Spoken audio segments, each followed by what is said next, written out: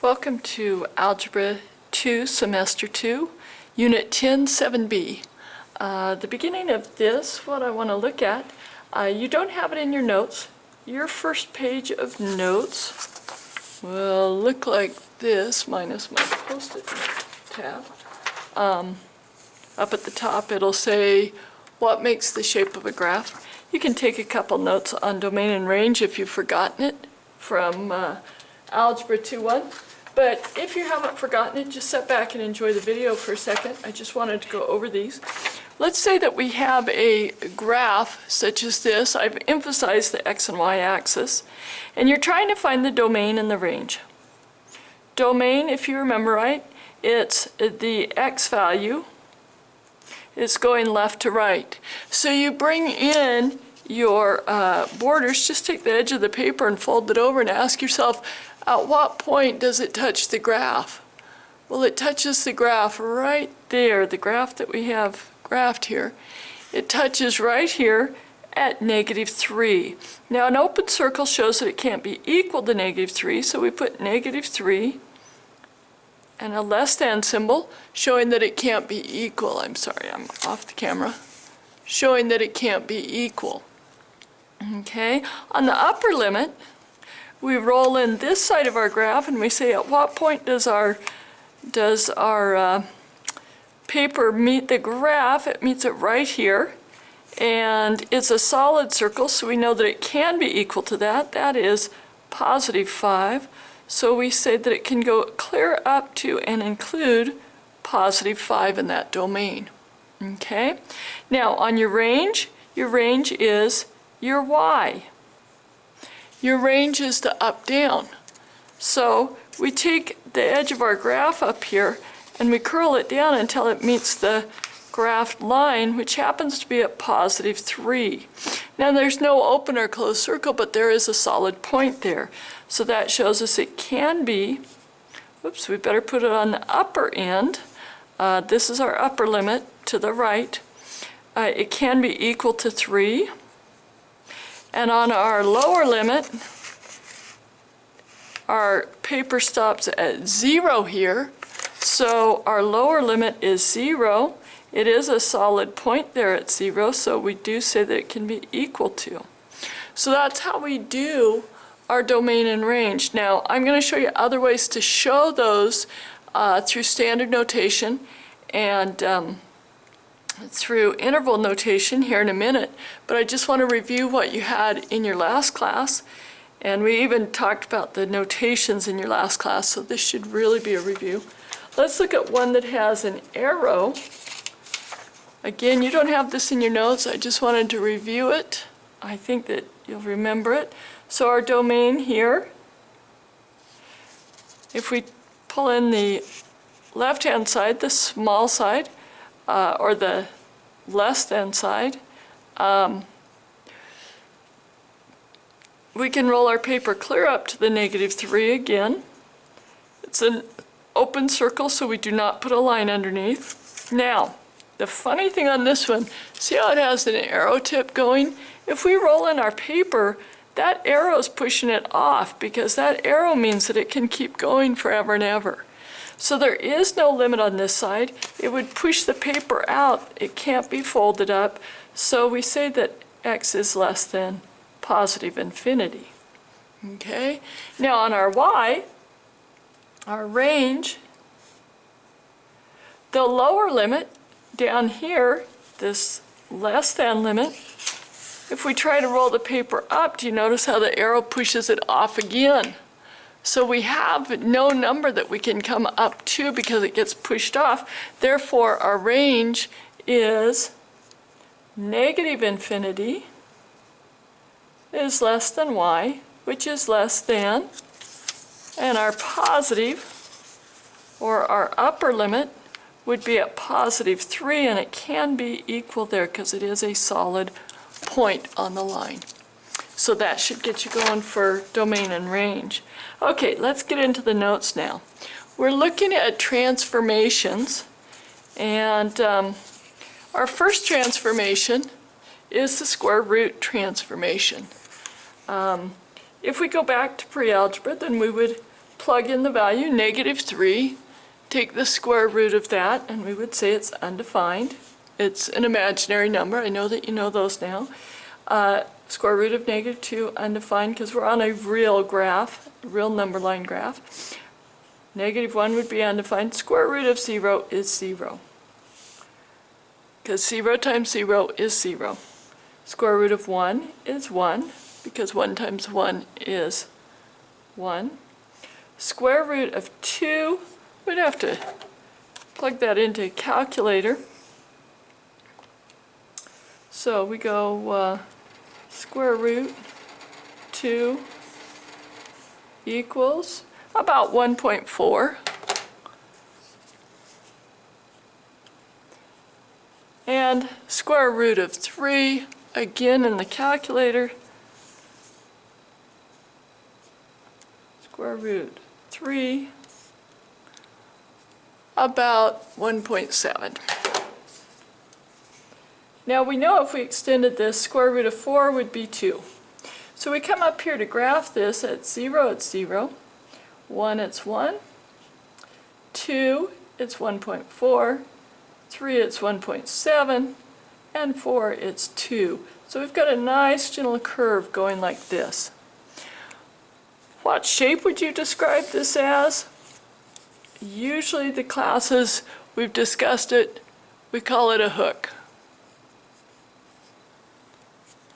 What is the domain and range of this equation? Well, again, if we think of our sides folding in, the domain, the x, starts at 0 there, so the lower end for the domain would be 0. It can be equal. And the upper end can't be equal to it because it's infinity. It goes on and on forever. On the range, coming up on the y-axis, our paper could fold clear up to the 0, and it can be equal. And going up here, even though it doesn't look like it goes up much, as you can see along this curve, it is going up. So again, it would be infinity. Okay? This equation is called the parent function because it's in the simplest form of the equation. We have no numbers in it. But what I want you to know is what makes the shape of this graph is the operation of x. So in other words, that square root of x causes it to be a hook shape. Okay? So it's all about what's happening to the x because we're in a function of x. Okay? Our next transformation, a cube root activity. Now we're looking at the cubes. Well, I want to simplify this just slightly. Cube root of -1, that means that we're going to take this value and we're going to break it down into 3 factors that multiply together to give us that number. Well, -1 times -1 times -1 gives us -1. So the cube root of -1 is -1. Cube root of 0, 0. Cube root of 1 would be 1. I'm going to actually skip these from putting them in the calculator, and I want to go to 8. Because our graph can show 8, and 8 is a perfect cube. So just switch that to 8. And what we find is the cube root of 8 is 2 times 2 times 2, because 2 times 2 is 4, times 2 is 8. So we find that's positive 2, that's negative 2. And I want you to look at something really cool here. You remember on our last graph, a square root went like a hook like this. What happens this time, we plug in these points, and we find that the cube root makes a similar hook shape, but in both directions. Okay? Pretty cool, huh? Most students describe this as an S shape. So that's kind of the universal language that we've used on it. The domain, if you notice we try to curl something in from left to right, we've got arrows.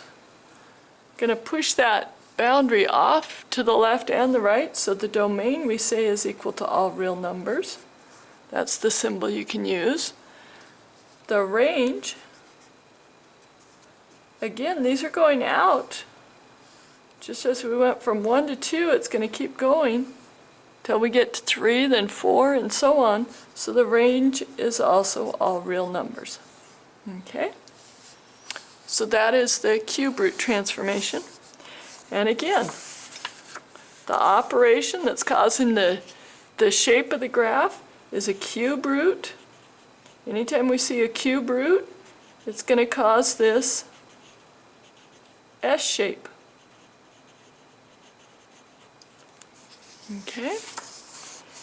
Exponential growth equation, you've seen this in Algebra 1. What happens is we plug in that number for the exponent, 2 to the negative third. If you remember from Algebra 1, we had to switch it to the other side of the equation to make it positive. So that would come out as 1/8. This would be 2 to the negative second, which would be 1 over 2 squared, which is 1/4. 2 to the negative first would be 1/2. 2 to the 0th, any number to the 0th power is equal to 1. 2 to the first is 2. 2 to the second is 4. And 2 to the third is 8. You might see the pattern there that's happening. When we come over and we put this on the graph, we have at 0, it's 1, 2, and the easy thing to remember on this one is every line to the right is twice the distance from the x-axis as the one before it.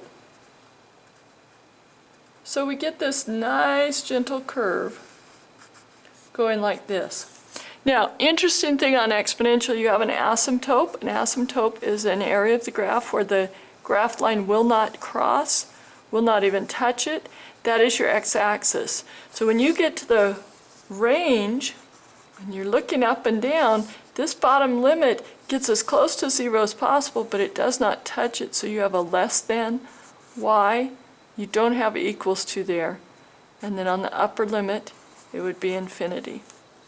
On your domain, arrow going this way keeps any limitation off, and this arrow is going out as it goes up. So your domain is all real numbers.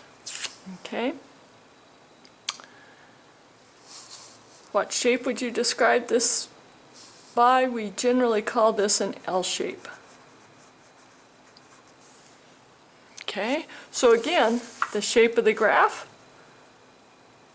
2 to the x, causes it to be an L going this way. Okay? Next page of notes, page 3. We see an exponential decay.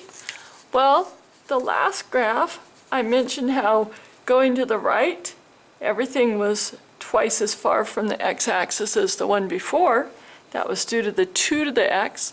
Now this time we're half, so it might make sense that 1/2 to the 0th power is 1.